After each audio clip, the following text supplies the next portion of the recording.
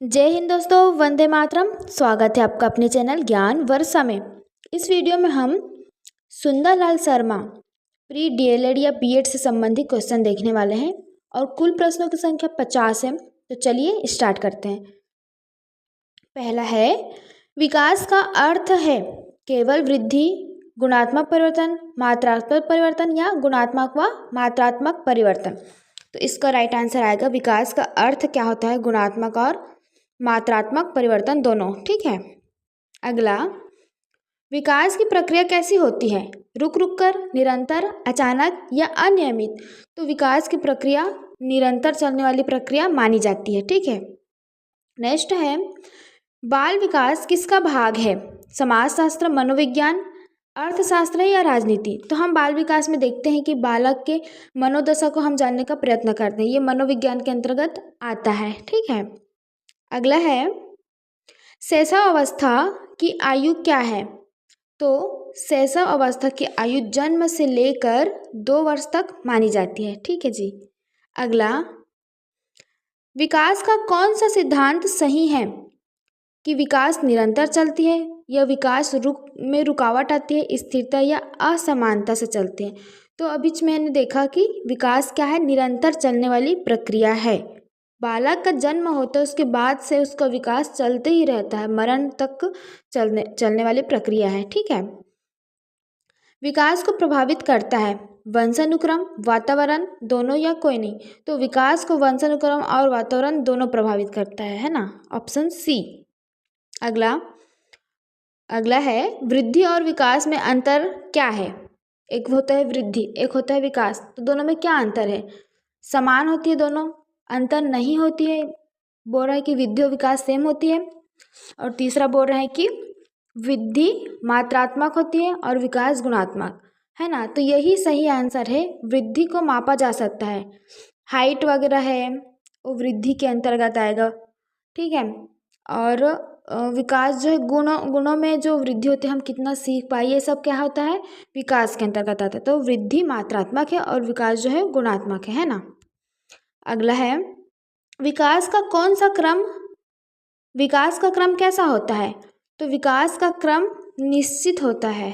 ठीक है, हमेशा निश्चित होता है विकास का क्रम। सबसे पहले बाल्यावस्था आएगा, है ना। उसके बाद कौन सा अवस्था, सबसे पहले शैशवावस्था आएगा, फिर बाल्यावस्था, फिर किशोरावस्था आएगा। ये निश्चित क्रम से चलता है। ऐसा तो नहीं है ना कि कोई पहले बुढ़ापा में पैदा हुआ फिर बाद में वो बच्चा बन रहा है, ऐसा नहीं होता, ये क्रम निश्चित होता है। अगला है, बच्चा सबसे पहले क्या सीखता है। तो सबसे पहले बच्चा लिखना सीखता है, बोलना, पढ़ना या गिनना। तो सबसे पहले बच्चा बोलना सीखता है। नेक्स्ट है, विकास किस दिशा में होता है। तो विकास सिर से पैर की ओर होता है, पैर से सिर, दाएं से बाएं या कोई नहीं।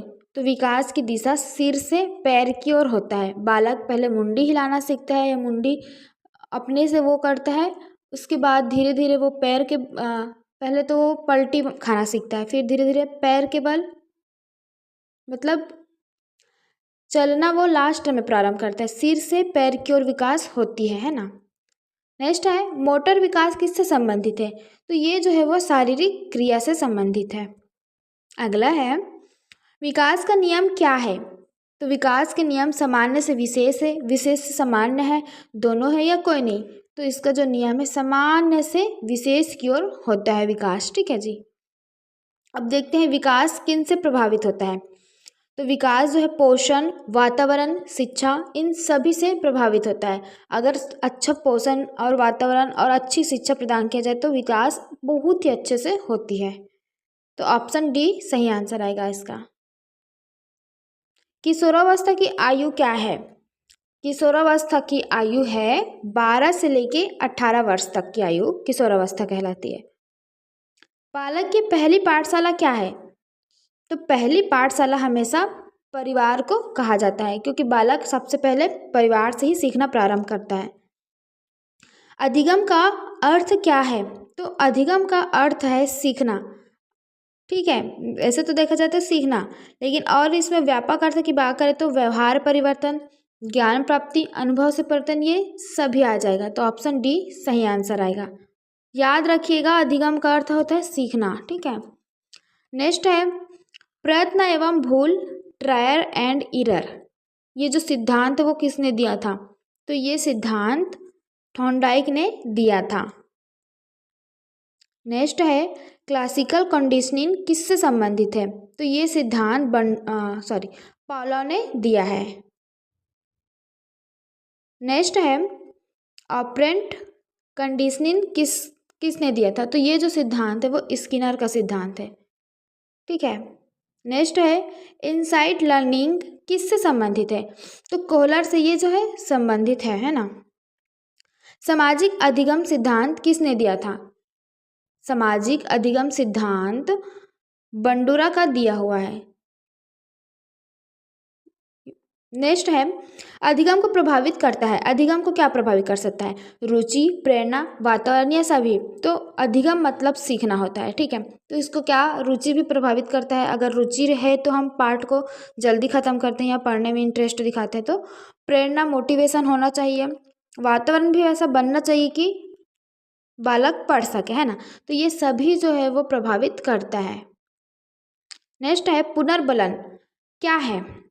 पुनर्बलन क्या है? सजा है, प्रेरणा है, पुरस्कार है या डर है? तो पुनर्बलन एक प्रकार का मोटिवेशन या प्रेरणा है। नेक्स्ट है नकारात्मक पुनर्बलन क्या है? जैसे पुनर्बलन होती है वैसी टाइप का नकारात्मक पुनर्बलन होता है। तो ये हटाना है। ठीक है। सीखने का सर्वोत्तम तरीका क्या है?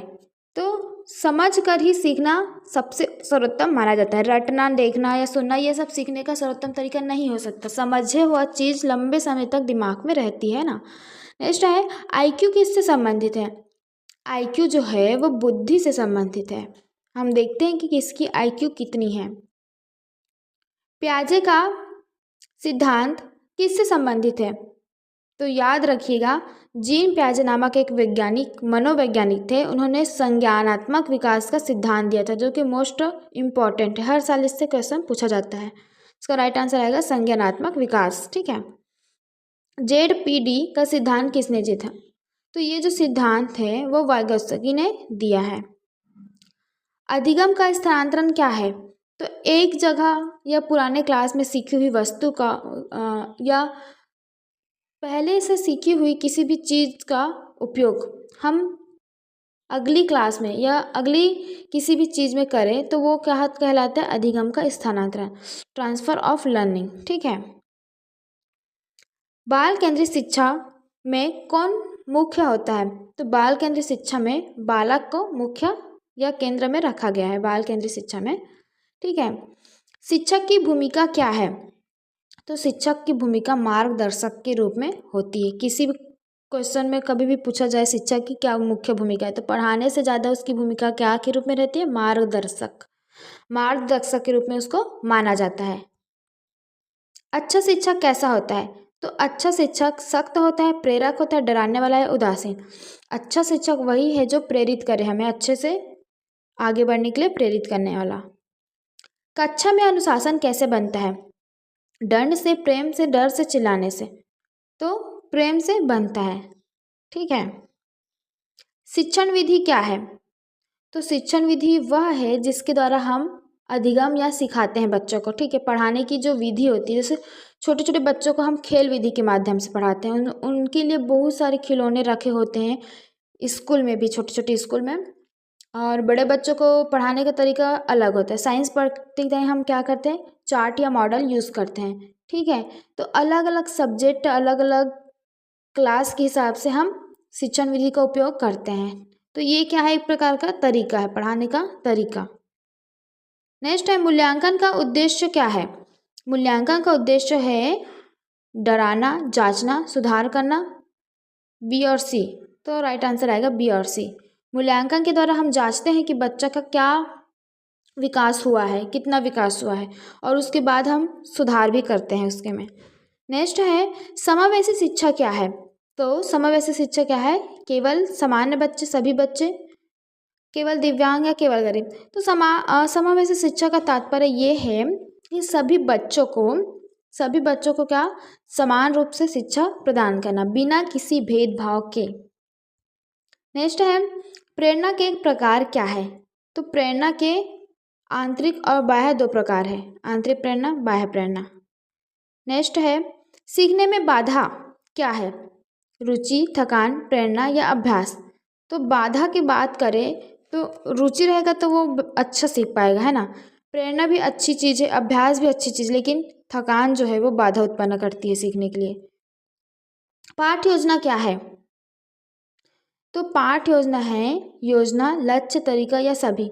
तो पाठ योजना में हम किस तरीके से पढ़ाएंगे, क्या टॉपिक पढ़ाएंगे, इन सब चीज़ का विवरण या योजना तैयार करके हम जाते हैं, वही क्या कहलाता है, पाठ योजना। तो इसका राइट आंसर आएगा सभी। नेक्स्ट है सह शिक्षा का क्या अर्थ है। सह शिक्षा का अर्थ है साथ में पढ़ाना, ठीक है, सभी को साथ में शिक्षा प्रदान करना। मूल्यांकन के प्रकार क्या है, तो मूल्यांकन दो प्रकार के होते हैं, आंतरिक मूल्यांकन और बाह्य मूल्यांकन। तो ऑप्शन सी राइट होगा, ठीक है। अधिगम का माध्यम क्या है, अधिगम का माध्यम क्या है, भाषा, चित्र, गतिविधि या सभी। तो हम अधिगम सिर्फ भाषा के माध्यम से नहीं देते, चित्र द्वारा, गतिविधि द्वारा भी हम बच्चों को सिखाते हैं, तो इसका माध्यम सभी होता है, ठीक है। शिक्षक को कैसा होना चाहिए, शिक्षक को कठोर होना चाहिए, सहायक होना चाहिए, आलस्य से पूर्ण होना चाहिए या उदासीन होना चाहिए। तो सहायक होना चाहिए। अनुशासन का सर्वोत्तम तरीका क्या है, इसका राइट आंसर आएगा प्रेम से ही अनुशासन बन सकता है। नेक्स्ट है शिक्षा का उद्देश्य क्या है। शिक्षा का उद्देश्य सबका अलग अलग रहता है, लेकिन हम अगर देखें बीएड डीएलएड के अनुसार अगर हम देखें तो शिक्षा का विकास होता है बालक का विकास करना, ठीक है। शिक्षा का उद्देश्य क्या होता है, सर्वांगीण विकास या विकास। नेक्स्ट है कक्षा में विविधता क्या है। तो कक्षा में विविधता से तात्पर्य है सभी बच्चों में अलग अलग गुण का होना या सभी बच्चे का अलग अलग होना। लेकिन इसमें क्या है, कक्षा में विविधता होता है तो समस्या होती है, बाधा उत्पन्न होती है, बोझ होती है, अवसर मिलते हैं। तो सभी को अवसर मिलती है, कैसे, तो अगर मैं बोलूँ कि किसी को डांस आता है अच्छे से, ठीक है, तो उसको डांस के लिए अवसर मिलेगा, और सभी को डांस आएगा तो सभी को अवसर नहीं मिल पाएगा। किसी को चित्रकला में कोई बच्चे चित्रकला में अच्छे होते हैं तो उसको चित्रकला के लिए अवसर, इसी प्रकार सभी बच्चों में विविधता होती है। इसका एक फ़ायदा निकल कर क्या आता है कि सभी को अपने हिसाब से अवसर मिलते हैं। कोई खेल में अच्छे होते हैं तो किसी, सबका अलग अलग विविधता होने से अवसर हमारा बढ़ जाता है ना। नेक्स्ट है सीखने का सर्वोत्तम वातावरण क्या है। तो सीखने के लिए सर्वोत्तम वातावरण आनंद के साथ सीखना, ठीक है। प्रभावी शिक्षण क्या है, तो प्रभावी शिक्षण है एक तरफा, संवादात्मक, रटने वाला या चुप। तो संवादात्मक का जो शिक्षण है वो क्या है, प्रभावी है, जिसमें दोनों तरफ से इंटरेक्ट होते हैं। बुद्धि मापन किससे होता है, तो बुद्धि का मापन आईक्यू द्वारा नापा जाता है। इसका सूत्र किसने दिया था, तो बिने ने दिया था ना। आज का लास्ट क्वेश्चन है बाल विकास में सबसे महत्वपूर्ण क्या है। तो बाल विकास के लिए सबसे महत्वपूर्ण है खेल, शिक्षा, वातावरण या पोषण। तो सभी इम्पॉर्टेंट है, वैसे तो सभी इम्पॉर्टेंट है ना,